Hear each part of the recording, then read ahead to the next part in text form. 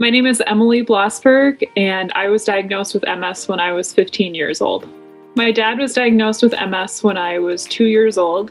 The way that my parents explained MS to my siblings and I was that MS was an ugly bugly inside of my dad's head. And we had to get rid of the ugly buglies. And so that was our bike team name was the Pedal Monsters. And we were always pedaling to squish those ugly buglies so that we could get rid of those from my dad. They taught me and my sister and my brother how to read MRIs when we were very young. So we knew what it was that my dad was dealing with. But he made it very real, but also very understandable and not scary. It was just part of our lives. When I first started experiencing symptoms, I was in 8th grade. I felt numbness in my hand, and that spread up my whole arm. Then I ended up going into the hospital and getting steroids, and I had a lesion in my brain, and I lost the ability to walk for a while. My eyes were jumping. It took over a year to get diagnosed, and it was a really long year. A lot of appointments, a lot of different doctors, a lot of different tests, and we still didn't have an answer. I missed almost my entire 8th grade year of school because I just couldn't get out of bed. Emotionally, I was lonely. I loved receiving cards in the mail. Sometimes my friends would come visit me, but those visits definitely decreased, and a lot of my friends at the time kind of started to baby me. And I didn't need that. I needed their friendship. I didn't need their sympathy. And so to get that sympathy instead of the friendship made it even more lonely, because at the time they weren't at an age where they would understand. And neither was I. When I was first diagnosed, I went to the MS Society and I said, can you connect me with all the other kids and teenagers in the area that have MS? And they said, we'd love to, but we don't know of anyone else. Of course, I knew a lot of other people with MS, but they were all adults. So I went online. I went on Facebook. I went on YouTube. I went everywhere that I could go online to try to find another kid with MS. And it wasn't until about a year later that someone at the MS Society connected me with a girl in South Dakota. We connected online. We were talking about everything that was normal about being a teenager, but then also the challenges that MS added. Then there were a few more people in her area that over the course of a few months, they added our conversation. And so we were on this group chat and they were all talking about, hey, let's get together at IHOP on Saturday morning. So I went out to the living room. I said to my dad, hey dad, do you want to go on a weekend trip together? I said, I want to meet up with these other teenagers that have MS. But it's about a 5-hour drive. He said, all right, we'll pack our bags, we'll get a hotel, we're gonna make it happen. We got to meet each other and we got to be just normal teenagers. I left that weekend feeling a sense of belonging because I had other kids that understood what I was going through. I didn't feel alone anymore. And when I got home, I realized there has to be other kids and teenagers feeling this way. So I started a Facebook page and I wanted to help connect other teenagers, other kids.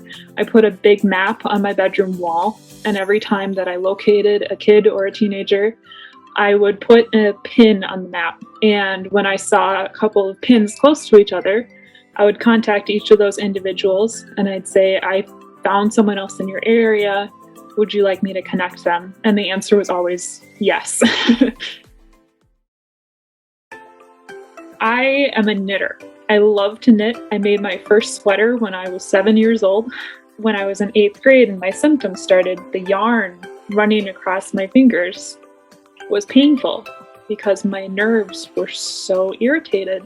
So I had to stop knitting for a while, which was heartbreaking. It was my favorite thing to do. But a friend taught me how to make sock monkeys. I was making them as a fundraiser for the MS Society for a while. And then I decided, you know what, I'm gonna make a monkey for myself. I found this orange pair of socks in the hunting department of a store, and I made Oscar. I started bringing Oscar to any kind of MS events, and I was just carrying him around with me. And it was a great conversation starter. People would ask me, why are you carrying around a sock monkey?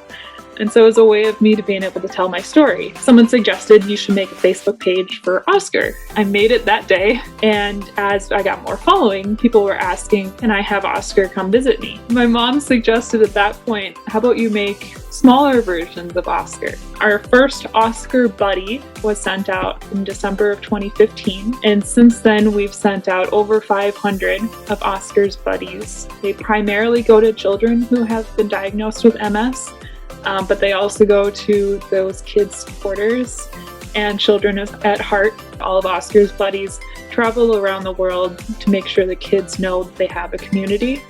And we love it when they post their pictures online, because then kids can go online and see there's another child with one of Oscar's buddies. They're just like me. We became a nonprofit organization in 2016. We held our first family camp, Oscar's Buddy Bash, in February of 2018. We had 3 families attend that, but then in 2019 we had 6 families, and in February of 2020 we had 13 families. Like, the families returned every year, which was really cool too. Buddy Bash has kind of turned into a family reunion where we're adding family members every time. It's a great opportunity for parents to connect with each other, ask each other questions, for the MS kids to meet each other, but also it's a really great opportunity for the siblings because they have an understanding that none of their classmates have. MS not only affects the person living with the disease, but it affects the entire family. So we make a really hard effort to recognize the siblings as well as the MS kids and their parents. Just like the Buddy Bash, our teen camp is a very strong support week. It's a week of understanding, it's a week of learning, it's a week of growth. We had our second teen MS camp in July of 2021. We had a lot of measures in place to make sure it was a safe week for everyone. All of our services are either free or at a very low price. Our buddies are $30. Our camps, the teen camp, is only $35 for a week. We've also created an event for those who have aged out of our camp programs. It's a young adult retreat. When COVID started, I started doing Zoom calls with the kids every week. For a while, we were doing it twice a week, and now we've backed off to twice a month. But I get kids largely from the United States. We've also had a couple from Australia and one from Iceland. We also have a scholarship program that we started this year for those who have MS, have a sibling with MS, or a parent with MS. Recognizing the pediatric MS community is so incredibly important because there are many resources available for adults that have MS and their families, and there are just now starting to be more resources available for the kids. The importance of reaching these kids now is that they will seek the help. They're going to be living with MS their whole lives, and they're not getting the support now when they really need it. They're likely not going to seek that support later on in their lives. So making sure that they have what they need, they have the connections, they have the education, and they have the resources will help them into the rest of their lives. And we love learning new stories and hearing about everyone's MS journey, because everyone is on an MS journey in some way or another. If they know someone with MS, if they have MS themselves, they're all part of the community.